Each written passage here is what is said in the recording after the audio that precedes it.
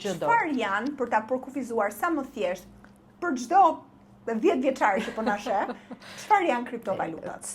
Është një formë digjitale parash, pra që ti nuk e prek. Nuk është se ajo letra që ne kemi në përditshmërinë tonë. Çfarë ndryshimi ka nga banka?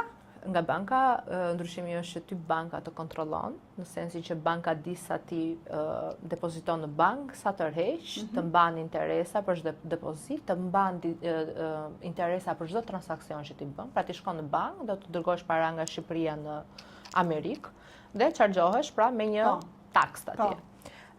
Diferenca, banka e di për sa para ke ti, diferenca me kriptovalutat është që aty ku ato janë të mbështetura në teknologji që ne themi blockchain, që është teknologjia më e sigurt në botë, është transparente çdo gjë.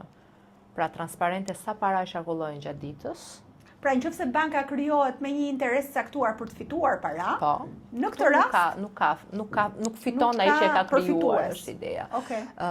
Në momentin që ti do të bësh një transaksion, pra Denisa do t'i dërgoj Florianës këto parat, taksa që të paguan në shumë e ulët është afër zeros dhe shkon në kohë rekord. Pra nëse me bankë duhen 3 ditë, 5 ditë biznesi, në 5 sekonda ka mbaruar transaksioni jote dhe ti ke mbaruar punën tënde. Po nëse thuhet që banka, parat në bank, edhe në formën digjitale janë gjithmonë të siguruara. Pse janë të siguruara? Nga floriri, nga sa falimentime kemi pasur, apo kemi parë, sa kriza financiare kemi parë që patjetër kanë përfshirë edhe sistemet bankare tradicionale. Nuk më duket aq e sigurt kjo pjesa. Tani kriptovaluta bazohet në një, për shembull, si funksionon?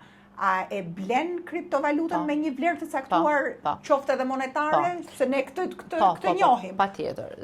Kriptovaluta ka një monedhë, që është monedhë bazë dhe quhet USDT, që është ajo monedhë që është 1 me 1 dollarin. Pra $1 barës është e barabartë me një USDT. Dhe në momentin që do futesh, pra do hapësh një portofol, do blesh. Kushdo mund të futet? Kushdo. Nga kudo? Po, mund të downloadosh një exchange, siç është Binance, apo Kraken, apo Whitebit, ka pafund, që janë exchange të lishme.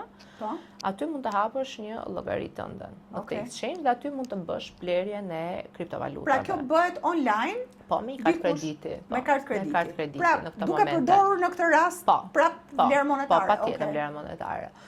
Pra ti blen këto monedat USDT, që është moneda bazë, dhe ndërmjet tyre pastaj mund të blesh edhe Bitcoin apo moneda të tjera.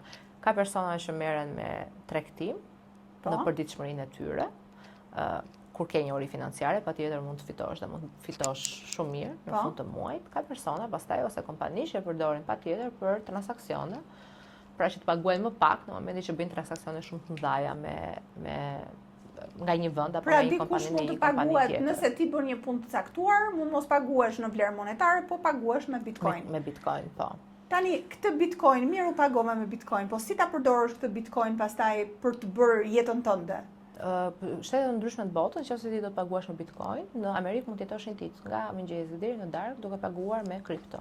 Pra qytet taksisti, restoranti. Pra kanë filluar tani. Po, patjetër. Që kur kanë filluar? Kanë gati 2-3 vite.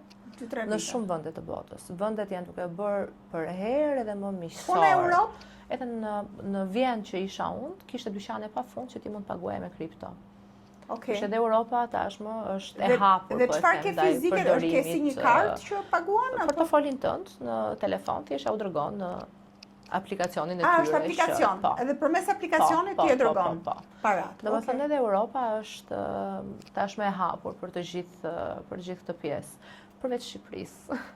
Shqipëria në ky moment mua nuk më pëlqen që për shembull skemat piramidale që ndodhen tashmë, mundohet që të disinformohet popullata dhe ta bashkangjisin këtë gjë me kriptovalutë. Pra, një skem piramidale e prezantojnë sikur është një skem piramidale në kripto dhe kripto janë ato që e bën të gjithë këtë gjëmën që ndodhin në Shqipëri. Dhe kjo i bën njerëzit tashmë të tërhequr shumë, duke qenë se nuk kanë dije financiare, dhe i bën të tërhequr ndaj kriptovalutave. Dhe ky është mallkim, po e themi lloj forme në Shqipëri. Gjithashtu edhe gjëja tjetër është ligjet që janë dhe që janë bërë, kanë ngelur shumë në siptar. Dhe njerëzit edhe ata që duan të investojnë janë akoma të pasigurt. Unë e shikoj që ti je një investitore vete e kriptovalutës. Dhe si funksionon për ty? Ti shikon, domethënë blen kriptovalutë, shikon sa I rritet, pra është një lloj edhe... Unë kam mbaruar edhe për financë, për ekonomik, pastaj kam studiuar për teknologji, kështu që I kam të dyja këto raportet. Patjetër jam shumë njohëse e mirë e botës financiare, pra mund të kuptoj të gjithë faktorët mikroekonomik, makroekonomik që ndikojnë. Dhe në momentin që patjetër kur punoj, aty zyra ime është me disa ekran që shikoj gjeopolitikën, është ndikues shumë I madh, shikoj fjalimet e atyre personave që kanë shumë ndikim, siç është Elon Musk, siç është Trump, pra një fjalim I tij mund të ndikoj tregun, ndrykon çdo lloj aseti, patjetër edhe kriptovalutat, kështu që duke qenë një njohëse edhe e faktorëve mikro dhe makro që ndikojnë, patjetër që mund të bëj një përllogëritje të vlerave që mund të marri një monedhë apo një token I caktuar. A ka njerëz që janë pasuruar në këtë formë? Patjetër, kripto ka bërë të pasurit më të shpejt, pra të një kohë më të shkurtër dhe më të mbëdhenj vlerë monetare. Megjithatë, qëllimi nuk është pasurimi, qëllimi është thjesht të kthehet kjo një mënyrë shkëmbimi apo jo? Përveç se shkëmbimi edhe pasurimi, pse jo? Është liri financiare, është ajo që unë thash pak më parë. Do të thotë që nuk kemi pse të jemi të lidhur pas një pune përjetësisht. Sa njohuri kanë shqiptarët për? Shumë pak. Në sensin që masa. Ku e marrin këtë njohuri? Masa ka shumë pak. Pastaj portofolet të hapura, unë kam thënë që janë diku të 70-80.000 të hapura nga Shqipëria. Janë 70-80.000, okay. Po, dhe ata persona që punojnë, po e them me kriptot në përditshmërinë e tyre, ndoshta janë shumë pak, një përqindje e vogël, por mund të them që janë shumë të fuqishëm. Pra është përqindje e vogël, por është një përqindje e vogël që gjeneron shumë të mëdha parash, brenda dhe jashtë Shqipërisë. Dhe ti e shikon si të kthyerit në një mënyrë shkëmbimi parsore në të ardhmen apo jo? Po, ndoshta në 10 vitet e ardhshme do ketë filluar ndoshta të zëvendësoj një pjesë shumë të madhe të fiat asaj që ne themi leku apo ajo që prekim me dorë. Në një lloj forme digitalizimi derisa. Dhe kjo pse është më e mirë në këtë rast, është më e sigurt? Po edhe e sigurt është, përveç kësaj, por edhe fizikisht mbajtja e parave apo është tjetër gjë. Po ka folur edhe qeveria për eliminimin e paras. Ti si është e keshit, si e shikon? Ka ndikuar nëse shikon për shembull rastet e luftës, edhe në luftën e Ukrainës, në ato kohë me Rusinë, sa e thjeshtë ishte në momentin që ti ke nuk ke një llogari bankare. Pra nuk do duhet që të shkosh në bankë edhe të marrësh ato çantat e tua me lekë dhe të kalosh kufirin, domethënë. Por ndërkohë që thjesht të kalon atë kufirin me telefonin tënd apo me USB-n tënde dhe aty mund të kesh miliona dollar.